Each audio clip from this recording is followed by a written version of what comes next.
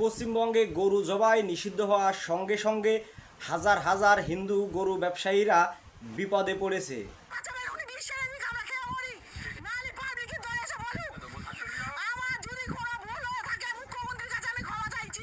প্রিয় বাঙালি ভাই ও বোনেরা, আপনারা ধর্ম নিয়ে বাড়াবাড়ি করবেন না, কারণ মুসলমানদের টাইট করতে গিয়ে কিন্তু ইতিমধ্যে পশ্চিমবঙ্গের হিন্দুরা কিন্তু টাইট হয়ে যাচ্ছে। আমাদের এই গরু বিক্রি করে আমাদের সংসার চলে।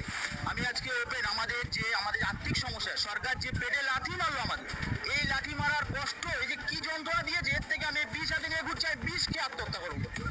সম্প্রতি মুসলমানদের কুরবানি ঈদকে সামনে রেখে গরু জবাই সহ পশু জবাই নিষিদ্ধ করেছে শুভেন্দু অধিকারী। ভারতের পশ্চিম বাংলায় যেসব গরু ব্যবসায়ীরা রয়েছে তাদের অধিকাংশ হিন্দু। এই গরিব দলিত হিন্দুরাই গরু পালন করে।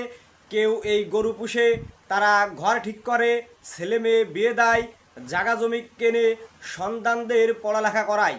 এই গরু বেচা বিক্রি নিষিদ্ধ হওয়ায় ভয়াবহ আর্থিক ক্ষতি মুখে পড়েছে ভারতের পশ্চিমবঙ্গের সনাতনী ও হিন্দু ধর্মের ধর্মাবলম্বীরা। বর্তমানে ভারতের এমন অবস্থা, গরু বিক্রি করছে হিন্দুরা, টাকা দিচ্ছে মুসলিমরা, অথচ সেই গরু নিয়ে যাওয়ার সময় কিন্তু উদ্দাম গুদ্দাম কেলানি, এমনকি জীবনও দিতে হচ্ছে মুসলমানদের। ইতিমধ্যে কিন্তু কলকাতার মুসলিমরা তারা বলেছে হিন্দুদের থেকে আর কোনো গরু কিনবে না, এবং গরু যেহেতু হিন্দুদের দেবতা, তাই হিন্দুরা কোনো দেবতা হাটে এনে বিক্রিও করতে পারবে না।